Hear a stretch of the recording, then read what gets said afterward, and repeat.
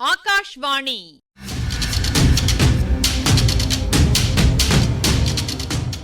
பொன்னியின் செல்வங்கள் வாசிப்பும் ஆய்வும். வாசிப்பவர் ராமசுவாமி சுதர்சன் அவர்கள்.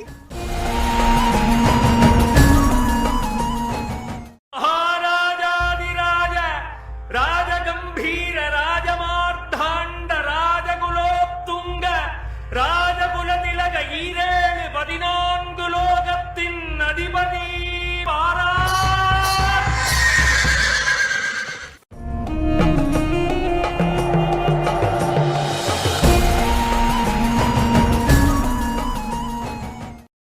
இளவரசர் பொன்னியின் செல்வன் பூங்குழலியை தனக்கு மிகவும் பிடிக்கும் என்றும் ஏன் பிடிக்கும் என்பதற்கான காரணங்களை அடுக்கிச் சொன்னபோது பூங்குழலியின் உடம்பு ஒரு யாழாயிற்று. அவளுடைய நரம்புகளெல்லாம் யாழின் நரம்புகளாயின. பொன்வண்ண விரல்கள் அந்த நரம்புகளை மீட்டி தேவகானத்திலும் இனிய இசையை எழுப்பின. சேனாதிபதியும் பார்த்திபேந்திரனும் சேர்ந்து என் பிரயாணத்தை தடை செய்வதற்கு சூழ்ச்சி செய்தார்கள். சேனாதிபதி நாம் வரும் வழியில் பல இடையூறுகளை உண்டு பண்ணினார். நமக்கு முன் அவசரமாக ஆள் அனுப்பி கிராமவாசிகளை உபசாரம் நடத்துவதற்கு ஏற்பாடு செய்தார். பார்த்திபேந்திரர் விரைந்து திரிகோணமலைக்கு போயிருக்கிறார். அங்கிருந்து கப்பல் ஏறி நமக்கு முன்னால் தொண்டை மாநாட்டின் முகத்வாரத்துக்கு வந்துவிட வேண்டும் என்பது அவருடைய உத்தேசம். ஆஹா, அவர்களுடைய சூழ்ச்சி எனக்கு தெரியாது என்று நினைத்தார்கள். உன் உதவியினால் அவர்களுடைய சூழ்ச்சியை தோற்கடித்தேன் என்றார் இளவரசர். பூங்குழலிக்கு சட்டென்று தான் செய்த காரியம் என்னவென்பது நினைவுக்கு வந்தது. அவளை நரகலோகத்தில் யமதூதர்கள் உயிரோடு செக்கிலே போட்டு ஆட்டுவது போல இருந்தது. ஐயா, அவர்கள் எல்லோரும் தங்களை எதிரிகளிடம் சிறைப்படாமல் தப்புவிக்க முயன்றார்கள். நான் பாவி, தங்களை சிறைப்படுத்த அழைத்து போகிறேன் என்று கூறிவிட்டு விம்மினாள் பூங்குழலி. அடடே, இதென்ன? உன்னை பற்றி நான் எவ்வளவோ நல்ல அபிப்பிராயம் கொண்டிருந்தேன். நீயும் அவர்களைப் போல ஆகிவிட்டாயே. என் சுயபுத்தியினால் இந்த பாதகத்தை நான் செய்யவில்லை. தங்களுடைய ஆசை வார்த்தையில் மயங்கி பைத்தியமாகிவிட்டேன். இப்போது புத்தி தெளிந்தது. நான் போகிறேன் என்று சொல்லிவிட்டு பூங்குழலி குதித்து எழுந்தாள். அவள் ஓடிப்போகாமல் தடுப்பதற்கு இளவரசர் அவளுடைய கரத்தை லேசாக தொட்டு பற்றினார். அந்த சமயத்தில் தேவலோகத்து கன்னிகைகளுக்கு வேறு வேலை இருக்கவில்லை. அவர்கள் வெண்ணிலவின் சாற்றை சந்தனக் குழம்புடன் கலந்து பூங்குழலியின் மீது தெளித்தார்கள். அவள் முற்றும் சக்தி இழந்து செயலிழந்து மீண்டும் கீழே உட்கார்ந்தாள். 2 கரங்களிலும் முகத்தை மூடிக்கொண்டு விம்மத் தொடங்கினாள். சமுத்திரகுமாரி, உன்னிடம் ஒரு முக்கியமான விஷயம் சொல்ல எண்ணினேன். நீ இப்படி அழுவதாயிருந்தால் சொல்வதற்கில்லை. உடனே புறப்பட வேண்டியதுதான். பூங்குழலி கண்ணீரை துடைத்து கொண்டு அவரை நிமிர்ந்து பார்த்தாள். அதுதான் சரி.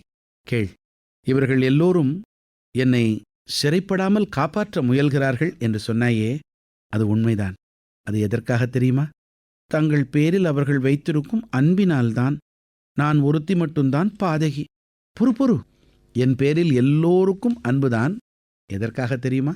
யாரோ சோதிடர்களும் ரேகை சாஸ்திரிகளும் சொல்லியிருக்கிறார்களாம், நான் ஒரு காலத்தில் சக்கரவர்த்தி ஆகப் போகிறேன் என்று. ஆகையால் ஒவ்வொருவரும் என்னை சிம்மாசனத்திலே தூக்கி வைத்து என் தலையிலே ஒரு கிரீடத்தையும் சுமத்திவிட பார்க்கிறார்கள். பேராசை பிடித்தவர்கள். ஐயா, அவர்கள் அப்படி ஆசைப்பட்டால் அதில் என்ன தவறு? இந்த லோகத்துக்கு மட்டும்தானா?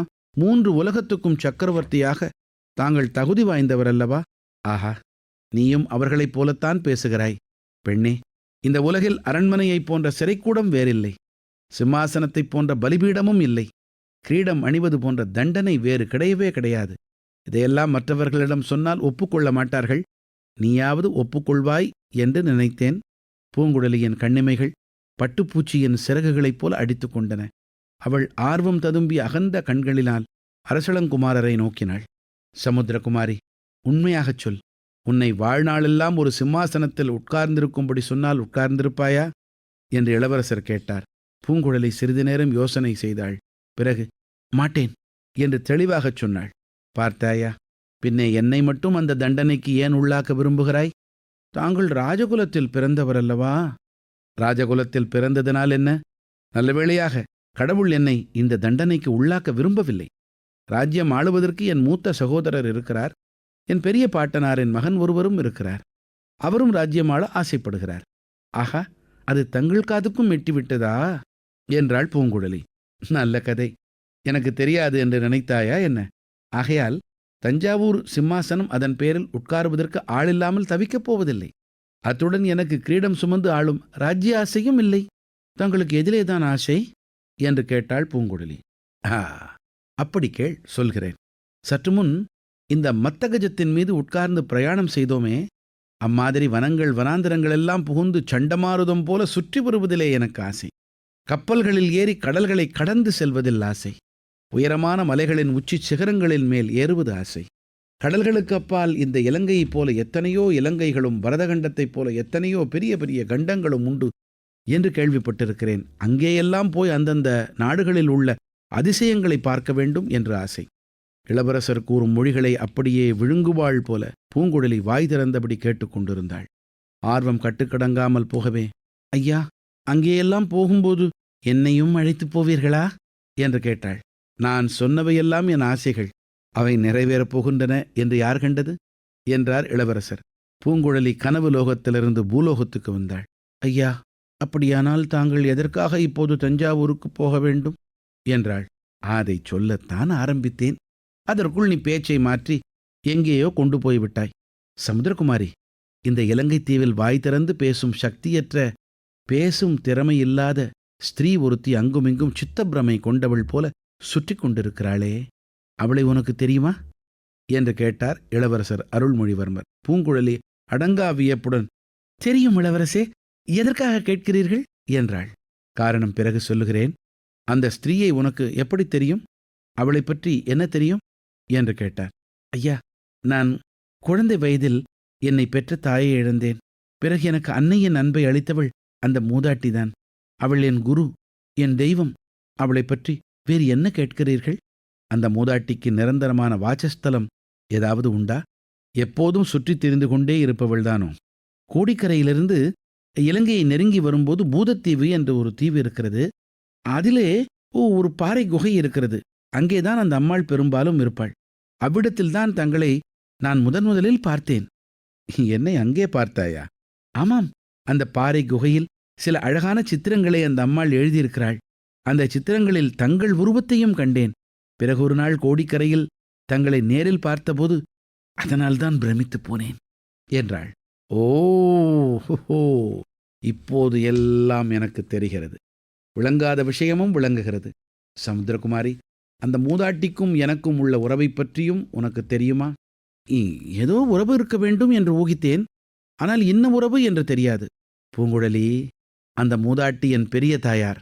நியாயமாக தஞ்சாவூர் சிங்காதனத்தில் வீற்றிருக்க வேண்டிய பெருமாட்டி அவள். கடவுளே, அப்படியா? ஆனால் விதியின் எழுத்து வேறு விதமாய் இருந்தது. யார் என்ன செய்ய முடியும்? என் தந்தையின் உள்ளத்தில் ஏதோ ஒரு இரகசிய துன்பம் இருந்து வேதனைப்படுத்தி வருகிறது என்று சில சமயம் எனக்கு தோன்றுவதுண்டு. அதன் உண்மையை இப்போது நான் கண்டுபிடித்தேன். என் பெரிய தாயார் இறந்து விட்டதாக என் தந்தை எண்ணிக்கொண்டிருக்கிறார். தம்மால் இறந்து விட்டதாகவும் எண்ணிக்கொண்டிருக்கிறார். அவள் இறக்கவில்லை, உயிரோடு இருக்கிறாள் என்பதை அவருக்கு நான் போய் சொல்ல வேண்டும். சொன்னால் அவர் இருதயத்தின் தாபம் தணியும். அவரை அரித்து கொண்டிருக்கும் மனவேதனை தீரும். சக்கரவர்த்தியின் உடல்நிலை சரியாக இல்லை என்றுதான் உனக்கு தெரிந்திருக்குமே. மனித வாழ்க்கை அனித்தியமானது. எப்போது என்ன நேரிடும் என்று யாரும் சொல்வதற்கில்லை. வானத்தில் சில நாளாக தூமகேது ஒன்று தோன்றி வருகிறது. அதை பற்றி ஜனங்கள் பலவாறாக பேசிக் கொள்ளுகிறார்கள். சக்கரவர்த்தியின் மனமும் அதனால் பாதிக்கப்பட்டிருக்கிறது என்று தெரிகிறது. இந்த நிலைமையில் விபரீதமாக எதுவும் நேர்வதற்கு முன்னால் நான் கண்டுபிடித்த விவரத்தை அவருக்கு தெரிவித்துவிட வேண்டும். சமுத்திரகுமாரி, அதற்காகவேதான் நான் அவசரமாக தஞ்சைக்கு போக விரும்புகிறேன். நீ எனக்கு செய்யும் உதவி எவ்வளவு முக்கியமானது என்று இப்போது தெரிகிறதல்லவா? ஆர்வத்துடன் இளவரசரின் வார்த்தைகளை கேட்டுக்கொண்டிருந்த பூங்குழலி ஒரு பெருமூச்சு விட்டாள். கடவுளே, மனித வாழ்க்கையில் ஏன் இத்தனை இன்பத்துடன் துன்பத்தையும் வைத்தாய் என்று முணுமுணுத்தாள். பிறகு இளவரசரை பார்த்து, ஐயா, இந்த பேதையினால் தங்களுக்கு ஏதேனும் உதவி ஏற்பட்டால் அது என் பூர்வ ஜென்ம பாக்கியம். ஆனால் இதற்கு என் உதவி ஏன்? சேனாதிபதி முதலியவர்களிடம் சொல்லியிருந்தால் அவர்கள் தங்களை தஞ்சைக்கு அனுப்பியிருக்க மாட்டார்களா என்றாள். இல்லை, அவர்கள் யாரிடமும் சொல்ல நான் விரும்பவில்லை. என்னை எப்படியாவது சிம்மாதனம் ஏற்றுவதில் முனைந்திருக்கும் அவர்களுக்கு இது ஒன்றும் முக்கியமாக தோன்றாது. என் தந்தையின் அந்தரங்கத்தை அவர்களிடமெல்லாம் சொல்வதற்கும் நான் இஷ்டப்படவில்லை. சொன்னால் அவர்கள் புரிந்து கொண்டிருக்கவும் மாட்டார்கள். உன்னிடம் இன்னொரு உதவியும் கோருகிறேன் சமுத்திரகுமாரி. அதற்காகவே முக்கியமாக இங்கே யானையை நிறுத்தினேன். எனக்கு சக்கரவர்த்தி பட்டமும் சாம்ராஜ்ய சிம்மாசனமும் அளித்த ஜோசியர்கள் என் வாழ்க்கையில் பல அபாயங்கள், பல கண்டங்கள் ஏற்படும் என்றும் சொல்லியிருக்கிறார்கள். இந்த பிரயாணத்தில் அப்படி ஏதாவது எனக்கு நேர்ந்துவிட்டால், என் தந்தையை நான் சந்திக்க முடியாமல் போய்விட்டால், நீ சக்கரவர்த்தியிடம் போக வேண்டும். எப்படியாவது அவரை சந்தித்து என் பெரியம்மை உயிரோடு இருக்கிறாள் என்பதை அவரிடம் சொல்ல வேண்டும். அவர் இஷ்டப்பட்டால் அந்த மூதாட்டியை அவரிடம் அழைத்து போக வேண்டும். இந்த காரியத்தையெல்லாம் செய்வாயா பூங்குழலி? இப்பகுதியின் ஆய்வினை வழங்குகிறார் ஐங்கரன் அவர்கள்.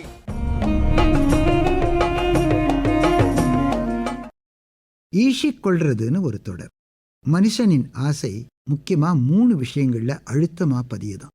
ஈஷனைங்கிற இந்த ஆசை செல்வம், மனைவி, புதல்வர், இந்த 3 அம்சங்கள்ல பொருந்தி தனேஷனை, தாரேஷனை, புத்திரேஷனைன்னு கெட்டியா பிடிச்சுக்குதான். ஈஷிக்கிட்டா தப்புவது அத்துணை ஈஸியா? இதே போல ஒருத்தர் மேல கொள்ற அதீத பற்று அவர் தன் கட்டுப்பாட்டை தான் இருக்கணுங்கிற முனைப்பை ஏற்படுத்துது.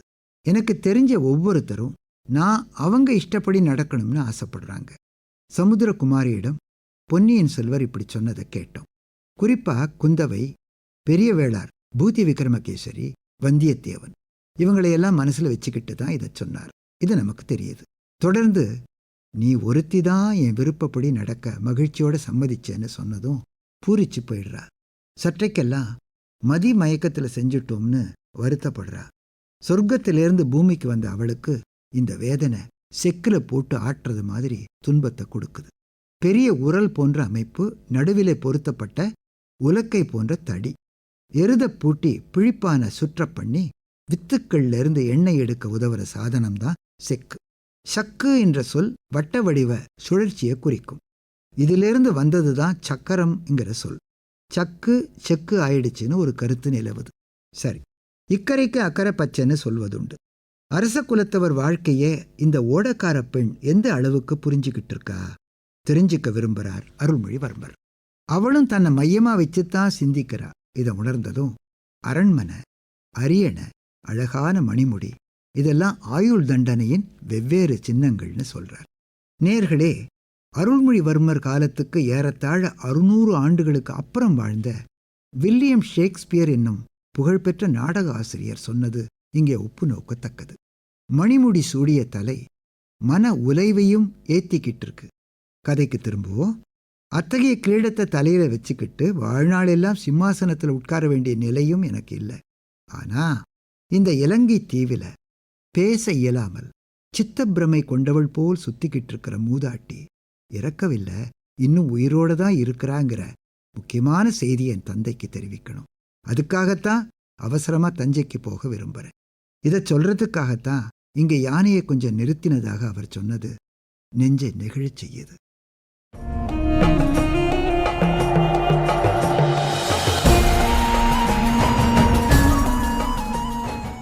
பொன்னியின் செல்வங்கள் வாசிப்பும் ஆய்வும் கேட்டீர்கள். வாசித்தவர் ராமசுவாமி சுதர்சன் அவர்கள். ஆய்வினை வழங்கியவர் ஐங்கரன் அவர்கள். படைப்பு சென்னை வானொலி நிலையம்.